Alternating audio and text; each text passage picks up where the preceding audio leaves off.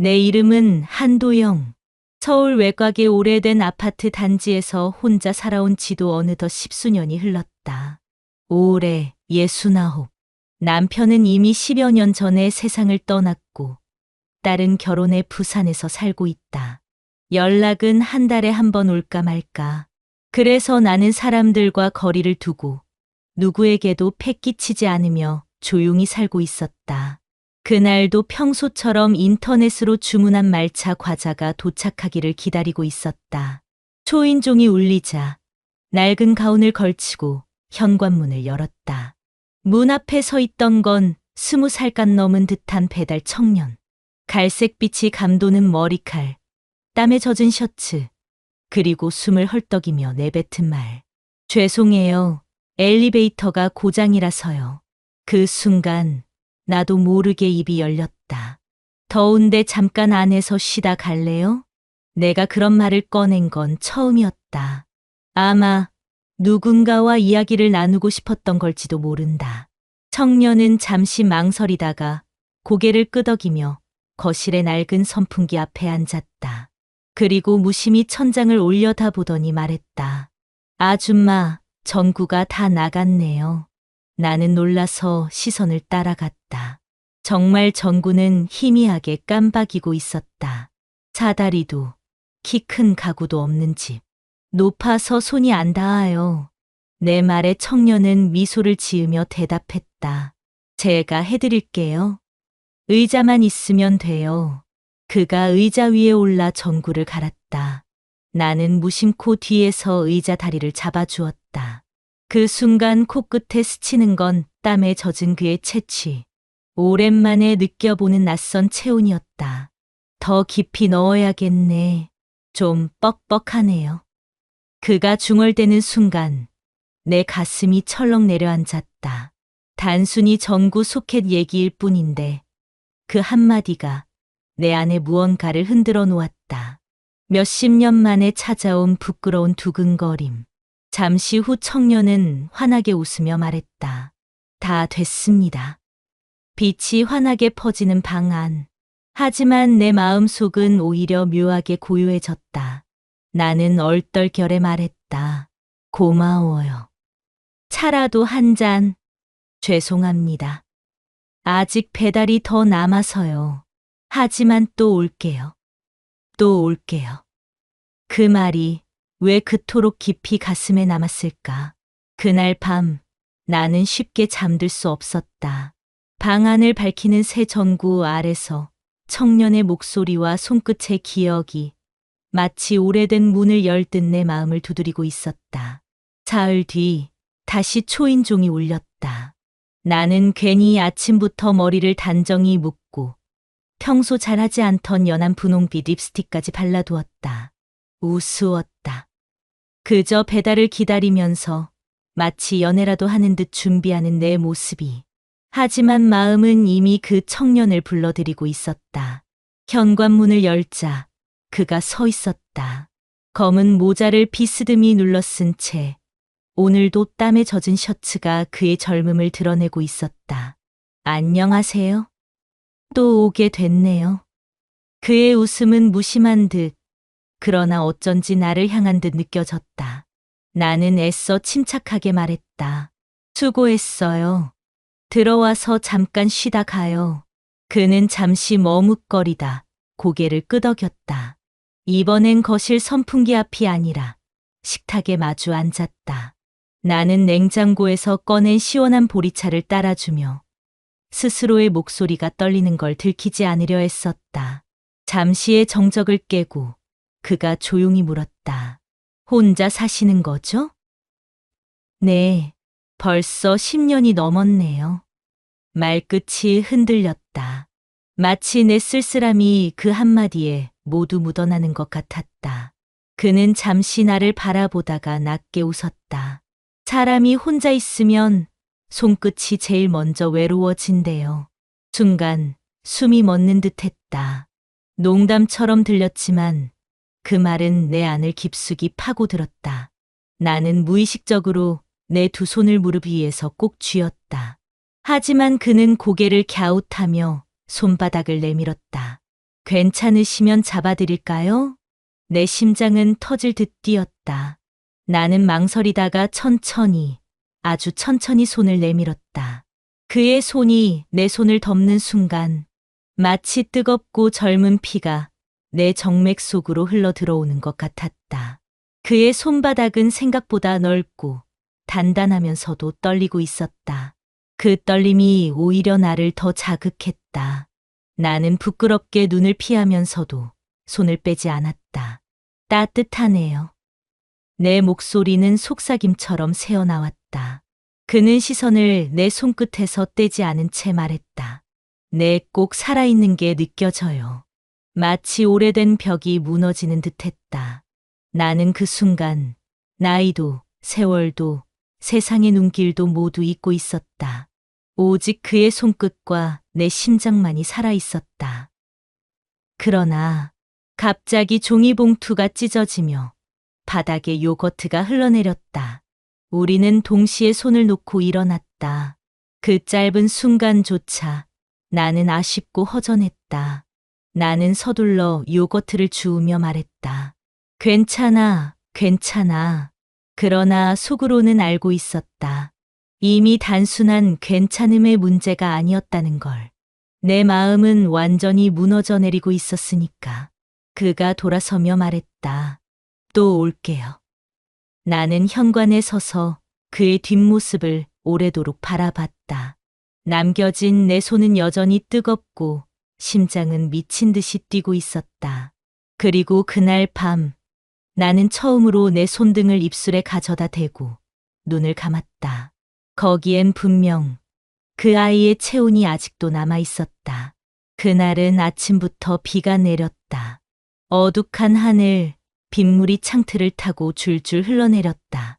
나는 부질없다는 걸 알면서도 아침부터 머리카락을 다듬고 옅은 분을 발랐다. 혹시라도 그가 올까, 오지 않을까 심장이 서성였다.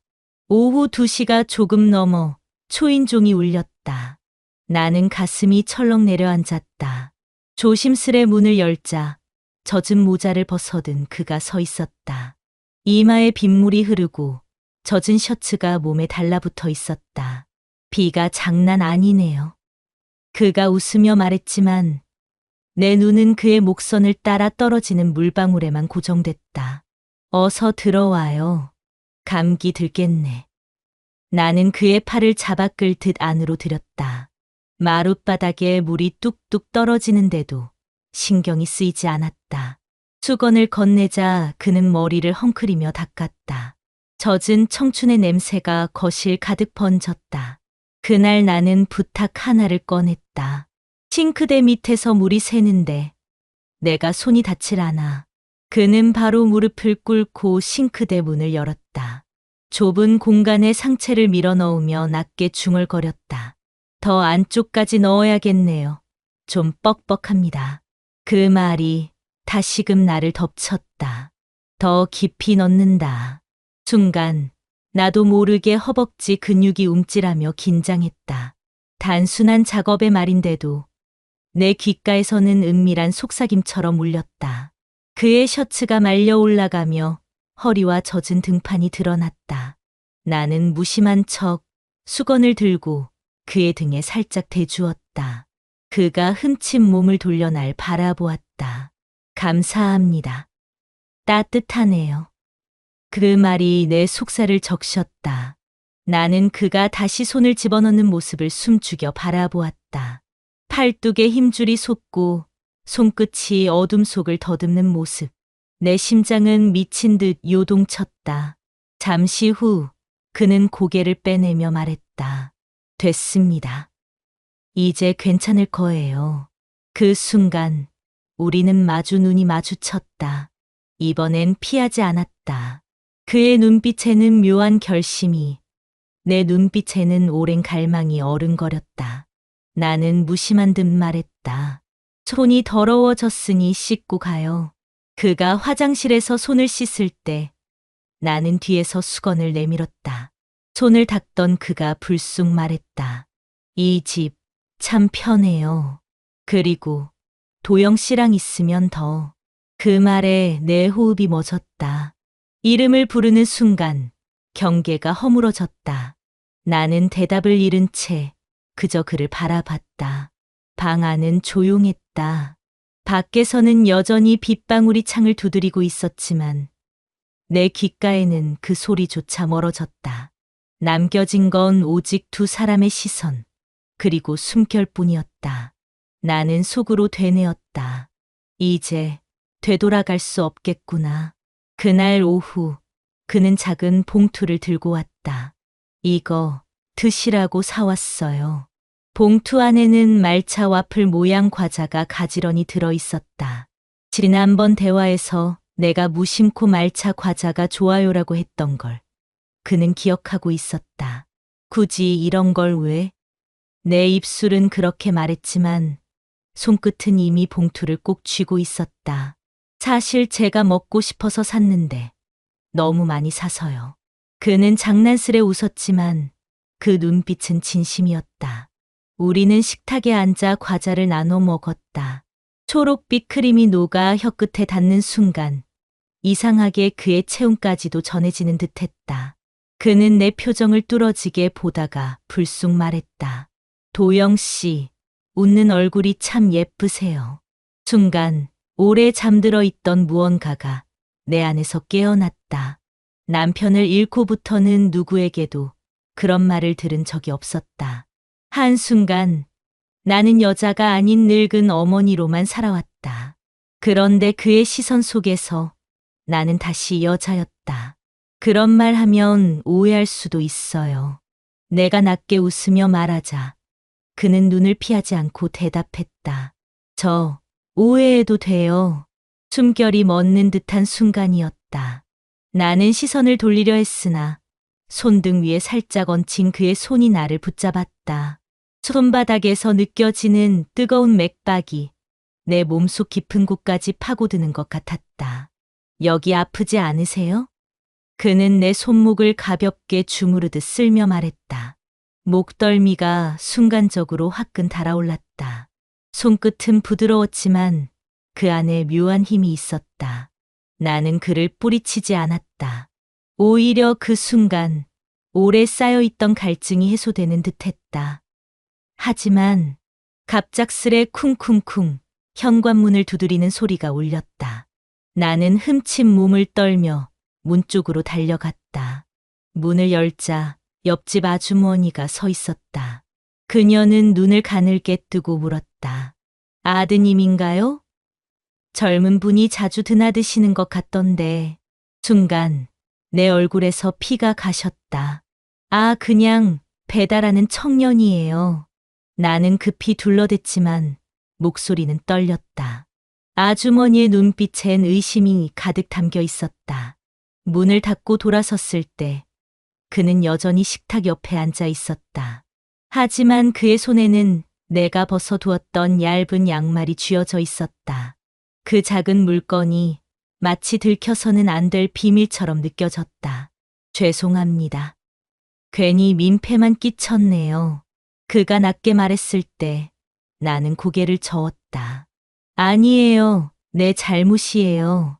침묵이 흘렀다. 긴 침묵 끝에 그는 주머니에서 작은 봉투 하나를 꺼냈다. 사실 이걸 드리려고 왔어요. 오늘이 아니면 못 건넬 것 같아서. 나는 떨리는 손끝으로 봉투를 받았다. 그 속엔 짧은 편지 한 장. 당신의 웃음이 제게는 집입니다. 만약 다시 허락해 주신다면 언제든 돌아오겠습니다. 그 문장을 읽는 순간 눈물이 뚝 하고 떨어졌다. 내 몸이 원하는 건 단순한 손길이 아니었다. 내가 갈망한 건 마음을 쥐어줄 사람이었다. 나는 봉투를 가슴에 꼭 안은 채 울먹이며 속삭였다. 또 와줄 거죠? 그는 고개를 끄덕이며 낮지만 분명한 목소리로 대답했다. 네, 또 오겠습니다. 그날 밤 나는 한동안 가슴에 봉투를 대고 잠들 수 없었다. 내 안의 균열은 이미 걷잡을 수 없이 벌어지고 있었다. 그날 밤 나는 침대에 누워 봉투를 가슴 위에 올려두었다. 얇은 종이 한 장이었지만 마치 그 안에는 내 인생 전부가 들어있는 듯 무겁게 느껴졌다. 당신의 웃음이 제게는 집입니다. 그 문장을 눈을 감고 수십 번 되뇌는 동안 눈물이 고여 베개를 적셨다. 아침이 오자마자 나는 편지를 다시 꺼냈다. 종이에는 아직도 그의 체온이 남아있는 것만 같았다. 손끝으로 글자를 더듬으면 그가 내 손을 잡던 순간의 떨림이 되살아났다.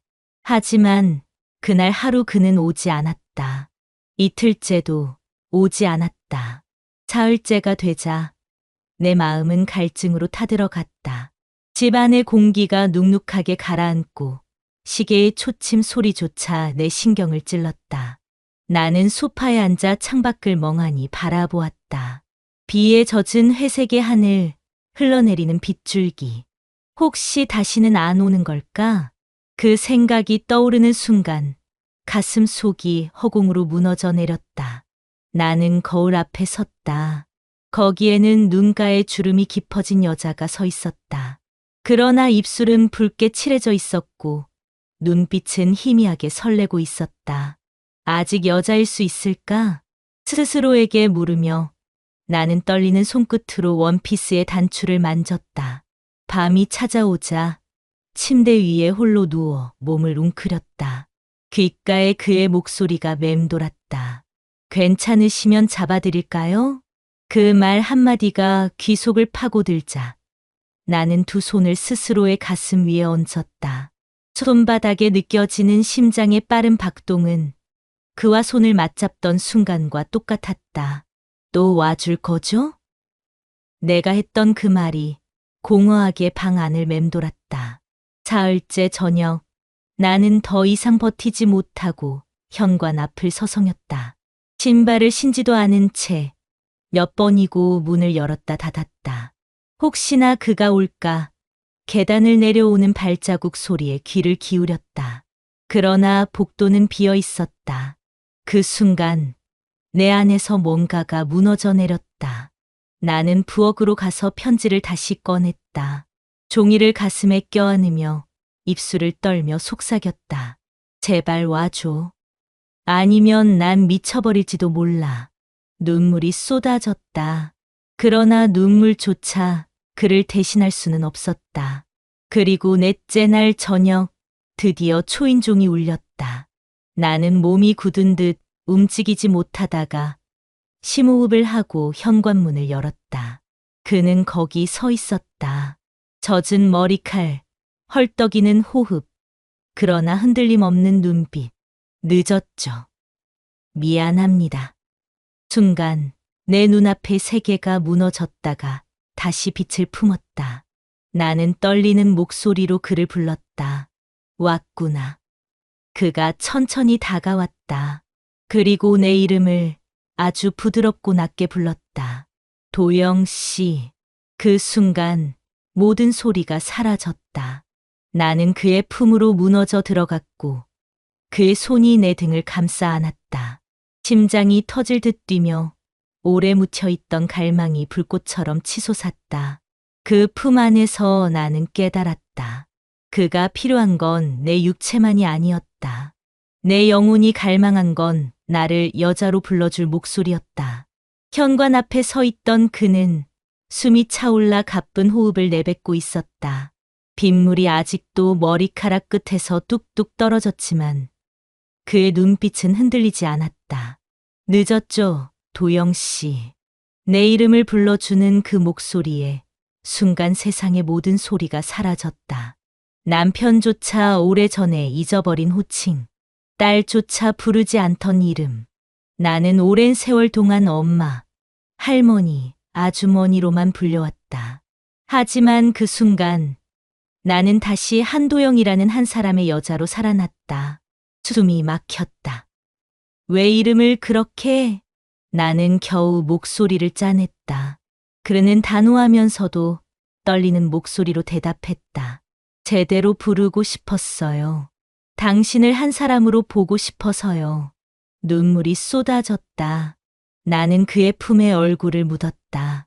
젖은 셔츠가 차가웠지만 그 안에서 느껴지는 체온은 따뜻했다.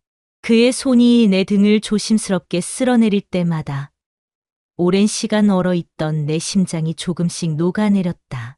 이대로 괜찮을까? 내 입술에서 흘러나온 건 두려움이었다. 세상의 눈, 나이의 벽, 그 모든 것들이 나를 얽매고 있었다. 그러나 그는 곧바로 답했다. 괜찮아요. 저는 도영 씨를 여자로 보고 있어요. 처음부터 계속. 그 말에 나는 더 이상 아무런 반박도 할 수 없었다. 입술이 저절로 떨렸고 가슴이 불에 댄 듯 뜨거워졌다. 저와 밥 한 번 같이 드실래요? 그의 제안은 소박했지만 내 귀에는 고백처럼 들렸다.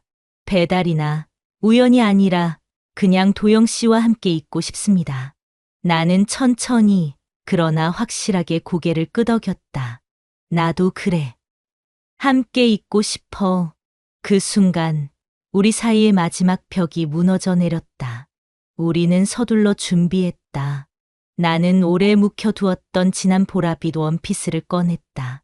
목선은 조금 바랬지만 거울에 비친 나는 오랜만에 여자로서 미소를 짓고 있었다. 화장을 고치고 머리를 빗는 내 손끝이 설레는 떨림으로 흔들렸다. 저녁 무렵 우리는 근처 작은 레스토랑에 들어섰다. 사람들의 시선이 우리를 스쳤지만 전혀 두렵지 않았다. 그와 함께 웃으며 숟가락을 드는 그 순간 나는 세상의 어떤 규칙도 중요하지 않다는 걸 알았다. 그가 와인잔을 들어 조용히 말했다. 도영 씨, 이제는 제가 지켜드리고 싶어요. 나는 눈을 감고 오래 억눌렀던 갈망을 고백하듯 속삭였다. 내가 날 여자로 불러주는 그 순간마다 난 다시 살아있어. 우리의 시선이 겹쳤다. 그의 눈에는 젊음이, 내 눈에는 그 젊음을 갈망하는 불꽃이 타올랐다. 그리고 나는 확신했다. 이 관계가 잘못이라 해도 이제 멈출 수는 없다는 것을. 레스토랑에서의 저녁은 오랜만에 맛본, 아니 어쩌면 인생 처음에 설레는 만찬이었다. 음식의 맛이 어땠는지조차 잘 기억나지 않았다. 단지 기억나는 건 그와 눈을 맞추며 웃었던 순간들, 그의 젊은 목소리와 눈동자에 비친 내 얼굴이었다. 식사를 마치고 레스토랑을 나서자 이미 하늘은 보랏빛 어둠에 잠겨 있었다. 가로등 불빛이 젖은 도로 위로 번지며 반짝였고 밤바람은 부드럽게 내 뺨을 스쳤다. 나는 조금 망설이다가 그의 옆을 천천히 걸었다. 그 순간 그의 손이 살며시 내 앞에 내밀어졌다. 나는 그 손을 바라보다가 천천히 그러나 확실히 내 손을 포개었다.